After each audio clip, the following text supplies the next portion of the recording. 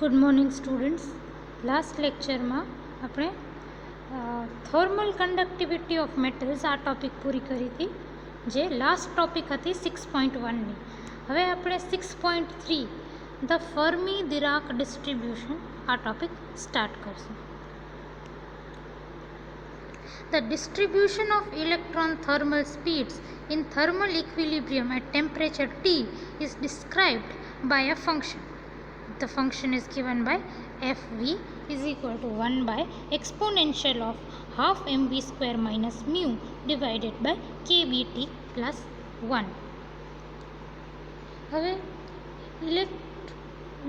Thermal equilibrium અગર temperature T ઉપર હોય તો થર્મલ ઇક્વિલિબ્રિયમ ટેમ્પરેચર ટી ઉપર ઇલેક્ટ્રોનની સ્પીડ્સનું ડિસ્ટ્રીબ્યુશન આપણે એક ફંક્શનના થ્રુ દર્શાવી શકશું. એ ફંક્શનનો મેથેમેટિકલ ફોર્મ તમને ઇક્વેશન 78માં આપેલો છે. હવે અગર ઇલેક્ટ્રોન મૂવ કરે છે સ્પીડ વીથી, તો એની એનર્જી કેટલી હશે? હાફ એમ વી સ્ક્વેર જેટલી. કાઇનેટિક એનર્જી એની હાફ એમ વી સ્ક્વેર હશે. તો ઇલેક્ટ્રોન એનર્જીને હું આ રીતે E is equal to half M V square એ રીતે બતાવીશ. તો F is a function of V. F અગર વેલોસિટીનું ફંક્શન હોય તો એ એનર્જીનું પણ ફંક્શન થઈ શકે, કારણ કે વેલોસિટી ઉપર એનર્જી ડિપેન્ડન્ટ છે. વેલોસિટી ઉપર જ ઇલેક્ટ્રોનની એનર્જી ડિપેન્ડન્ટ છે. તો અગર function F is dependent on v, then function f is also dependent on electron energy E. તો હું f e v ની જગ્યાએ f e લખીશ. પછી RHSમાં ઉપર 1 ને આ ઉપર 1 એ સેમ રહેવાનું. પછી એક્સપોનેન્શિયલ, આ પણ એક્સપોનેન્શિયલ. બ્રેકેટમાં જોવો first term half M V square એની જગ્યાએ હું E પુટ કરી દઉં ઇલેક્ટ્રોન એનર્જીનો. બાકી તો સેકન્ડ ટર્મ મ્યુ અને નીચે કેબીટી એ એમનેમ રહેશે, અને પ્લસ 1 બારે પ્લસ 1. તો તમારું ફંક્શન કેવું થઈ જશે? F E is equal to 1 by exponential of E minus mu by KBT plus 1. That is your equation 79. Now Fe denotes the Fermi-Dirac distribution function. એટલે આ જે Fe છે ને, Fe ને શું કહેવાય? Fermi-Dirac distribution function. It denotes the probability that an orbital of energy E is populated in an ideal electron gas in thermal equilibrium. Fe શું denote કરે છે?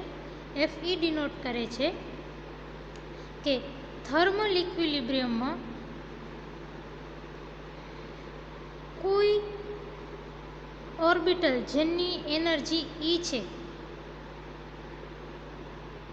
એ પોપ્યુલેટેડ છે કે નહીં એની પ્રોબેબિલિટી શું કરે છે?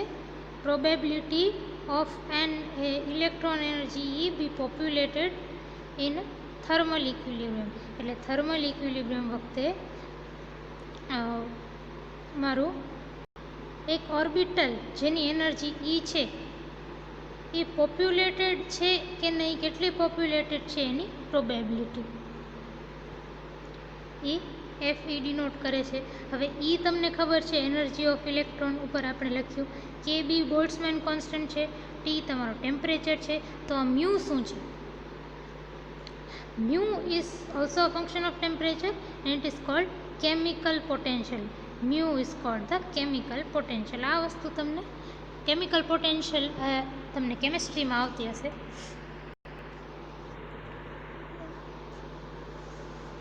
ના, at T is equal to 0, જ્યારે ટેમ્પરેચર એબ્સોલ્યુટ 0 હોય, at T is equal to 0, if E is more than mu, એટલે ઇલેક્ટ્રોન એનર્જી કેમિકલ પોટેન્શિયલથી વધારે હોય તો E માઇનસ મ્યુ કેવું થાય? પોઝિટિવ થાય, because E is first term is greater than the second term in the subtraction. તો ધારો કે E માઇનસ મ્યુ એક પોઝિટિવ વેલ્યુ છે, સે પ્લસ એક્સ, ધારો કે કંઈક પ્લસ એક્સ વેલ્યુ છે E માઇનસ મ્યુની, તો એફ ઈ શું થશે? 1 by exponential E minus mu by K BT plus 1. તો 1 બાય એક્સપોનેન્શિયલ એટલે ઈ રેસ ટુ સમથિંગ. હવે ઈ માઇનસ મ્યુની જગ્યાએ આપણે પ્લસ એક્સ ધાર્યું, ધારો કે પોઝિટિવ વેલ્યુ પ્લસ એક્સ છે, તો ઈ માઇનસ મ્યુની જગ્યાએ પ્લસ એક્સ લખ્યું. અને નીચે શું હોય? અહીંયા કે બીટી હોય, અહીંયા કે બીટી હોય, કે બી ઇન્ટુ ટી. હવે ટી 0 છે તો કે બી ઇન્ટુ 0 એટલે 0 થશે. So E raise to x by 0 plus 1. હવે anything divided by 0 is plus is infinity, so e raised to plus infinity plus 1.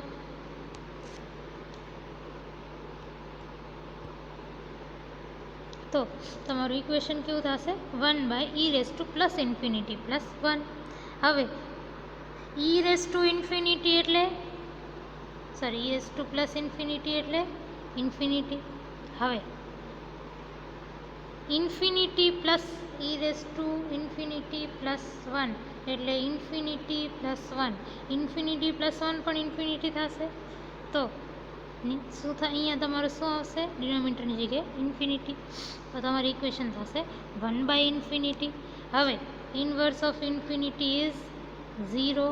So at T is equal to 0 if E is more than mu, that is energy, electron energy is more than chemical potential, then your Fermi-Dirac distribution function Fe is 0.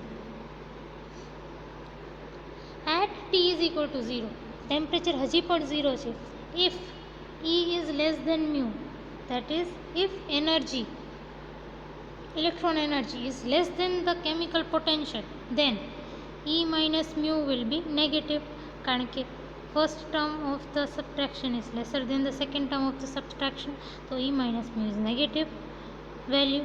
Say minus x, ધારો કે કંઈક minus x value છે, તો તમારો Fermi Dirac distribution function Fe કેવો થશે? 1 by exponential of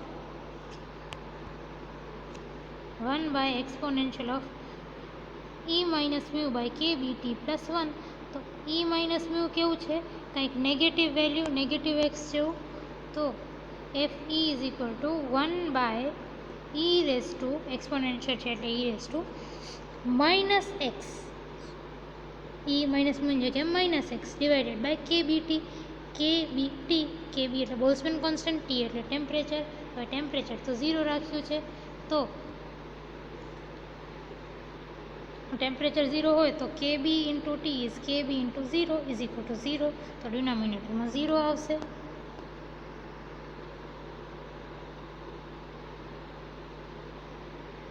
અહીંયા x by 0, so minus x divided by 0. હવે something divided by 0 is infinity, something divided by, આ રીતે લખો, something divided by 0 is infinity. તો ઈ રેસ ટુ માઇનસ પછી infinite. E raise to minus infinity is equal to 1 by E raise to infinity, બરાબર. E raise to infinity is infinity, તો this is 1 by infinity. 1 by infinity is equal to 0. So 1 e raised to minus infinity is equal to 0. તો e raised to minus infinity ની જગ્યાએ 0 put કર્યું. આ equation શું બની? 1 by e raised to minus infinity plus 1. e raised to minus infinity ની જગ્યાએ 0 નાખ્યું, તો ઇક્વેશન બની 1 by 0 plus 1. That is Fe is equal to 1. That means at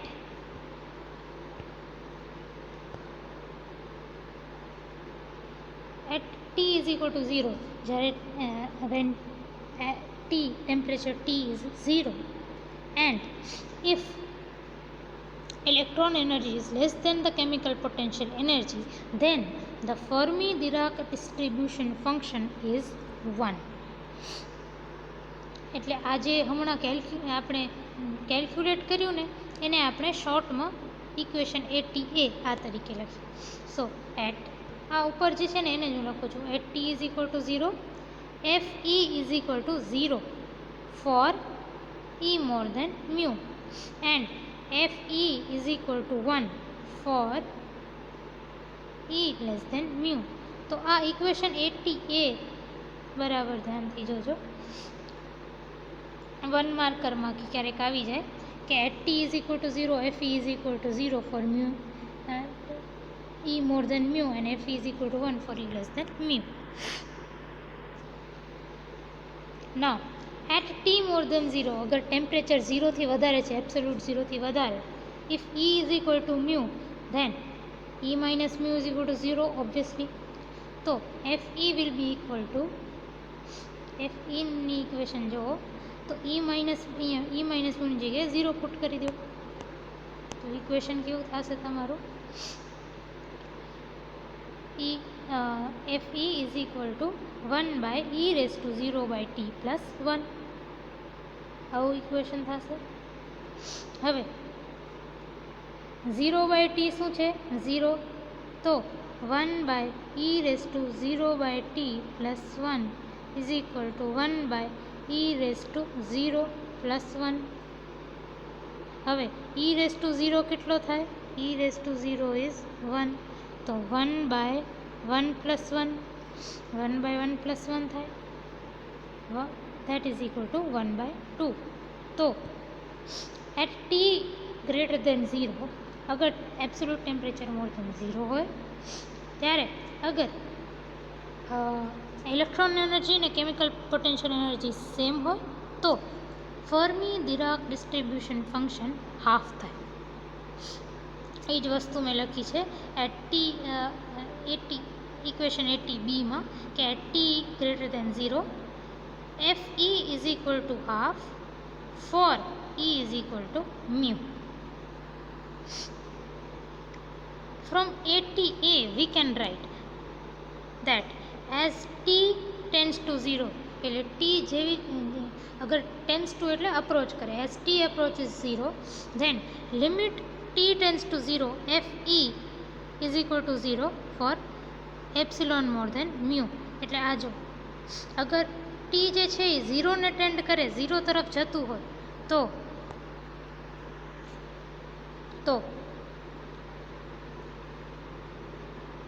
FE is equal to 0 for E more than mu.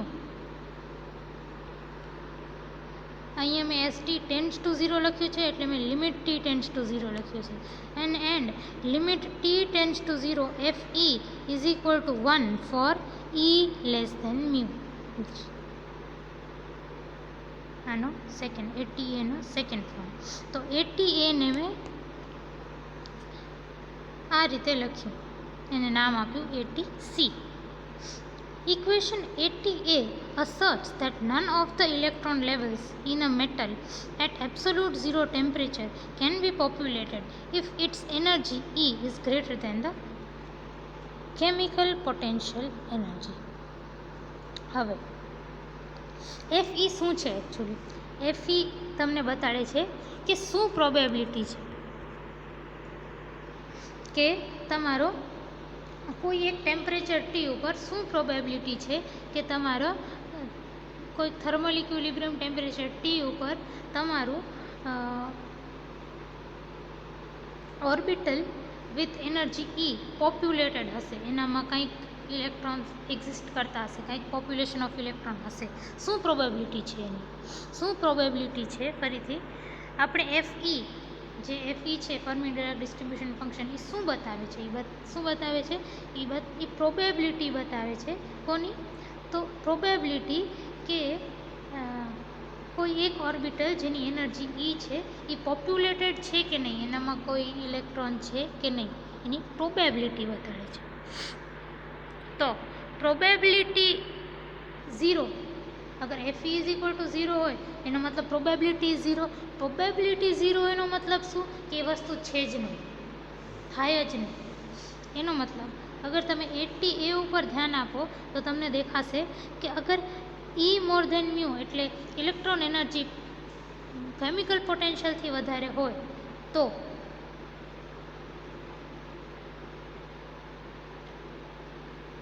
કાંઈ તમારો energy level જે છે એ populated જ ન હોય, ઇલેક્ટ્રોન્સ હોય જ નહીં, પોપ્યુલેશન કાંઈ હોય જ નહીં.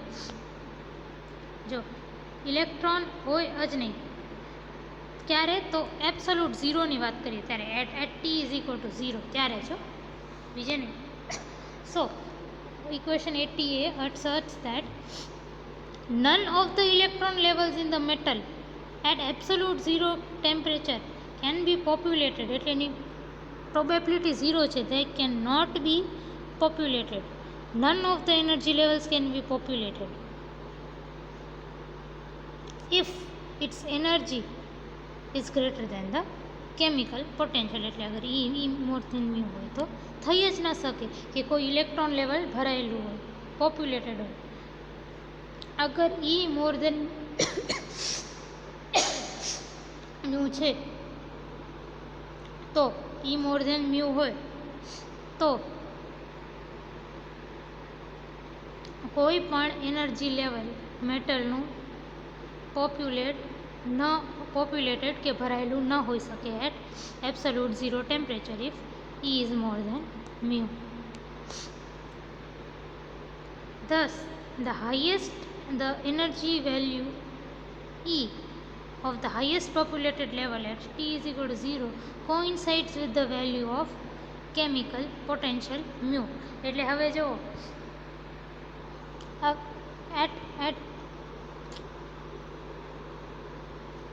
at T is equal to 0 ધારો કે આ બધા એનર્જી લેવલ્સ છે, કન્સિડર કરો કે આ બધા એનર્જી લેવલ્સ છે, તો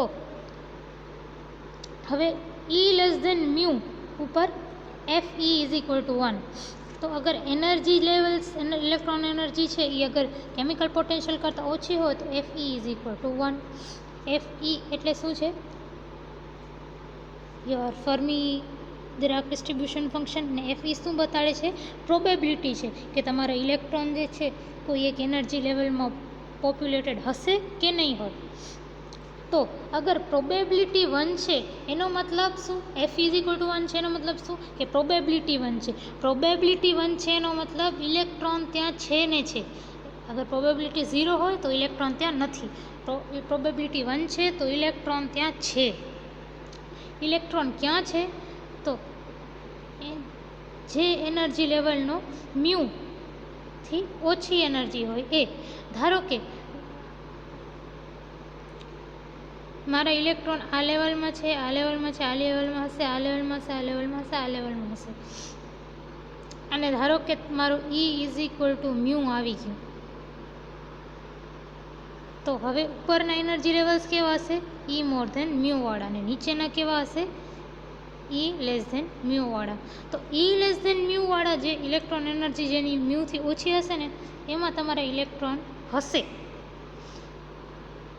મ્યુથી વધારે એનર્જી લેવલ્સ જે હશે ને, વધારે એનર્જીવાળા એનર્જી લેવલ, એમાં કોઈ પણ ઇલેક્ટ્રોન નહીં હોય. વિચ મીન્સ કે હાઈએસ્ટ એનર્જી લેવલ જેમાં ઇલેક્ટ્રોન એક્ઝિસ્ટ કરી શકે, આ આપણે T ઇઝ ઇક્વલ ટુ 0ની વાત કરીએ છીએ. આ બધું એબ્સોલ્યુટ ઝીરોની વાત કરીએ છીએ. તો એબ્સોલ્યુટ ઝીરો ટેમ્પરેચર ઉપર હાઈએસ્ટ લેવલ જેમાં ઇલેક્ટ્રોન્સ હોઈ શકે એ કયું છે? Mu. E is equal to mu. તો energy value of highest populated level, સૌથી ઉપરવાળો highest level at T is equal to 0 coincides with the value of chemical potential. એટલે હાઈએસ્ટ તમે જોયું, હાઈએસ્ટ લેવલ તમારું મ્યુ હતું, એના ઉપર ઇલેક્ટ્રોન નહોતા, એના નીચે ઇલેક્ટ્રોન્સ હતા, પણ હાઈએસ્ટ કયું હતું? E is equal to mu. The level is designated as Fermi level. E લેવલને ફર્મી લેવલ કહેવાય. And its energy is called the Fermi energy denoted as EF. એટલે આ જે હાઈએસ્ટ હતું ને, આ રીતે મેં ડ્રો કર્યું હતું, આ બધામાં ઇલેક્ટ્રોન, જેમાં E લેસ દેન મ્યુ છે એમાં ઇલેક્ટ્રોન છે, જેમાં E મોર દેન મ્યુ છે એમાં ઇલેક્ટ્રોન નથી. ધારો કે આ લેવલ જે છે, આ લેવલ મારું E is equal to mu વાળું લેવલ છે, તો આ મારું હાઈએસ્ટ લેવલ હશે જેમાં ઇલેક્ટ્રોન હોય. તો હવે આ જે લેવલ છે ને, આને હું ફર્મી લેવલ કહીશ, અને ફર્મી લેવલની જે એનર્જી હશે ને એને હું EF કહીશ. એટલે આ જે E is equal to mu, that's your highest level, એને આ E છે ને આ લેવલનું ફર્મી લેવલ કહીશ. તો ફર્મી લેવલની જે એનર્જી E છે ને એને હું EF આ રીતે બતાવીશ, EF. So the energy of fermi energy is cold fermi energy લેવલની, ઓકે, ફર્મી લેવલની એનર્જીને ફર્મી એનર્જી કહેવાય. જે હાઈએસ્ટ લેવલ છે મ્યુ વાળું એને ફર્મી લેવલ કહેવાય, અને એની એનર્જીને ફર્મી એનર્જી કહેવાય, જેને આપણે EF તરીકે ડિનોટ કરીએ. All the electrons are confined below EF at T is equal to 0. એ તમે જોયું કે બધા ઇલેક્ટ્રોન્સ જે છે એ મ્યુની નીચે, મ્યુ આ વખતે આપણે હવે એને EF કહેશું, EF એટલે ફર્મી લેવલ. તો ફર્મી લેવલની નીચે જ બધા ઇલેક્ટ્રોન્સ હોય. અને મેં તમને કીધું કે at T is equal to 0, આપણે હમણાં જેટલી વાતો કરીને બધી એટ એબ્સોલ્યુટ 0 વાતો કરી. તો આપણે at T is equal to 0 છે, તો limit T tends to 0 mu is equal to EF.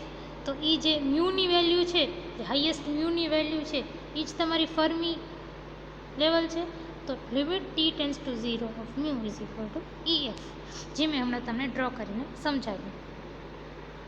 Now Fermi energy EF is expressed in terms of temperature, Fermi temperature.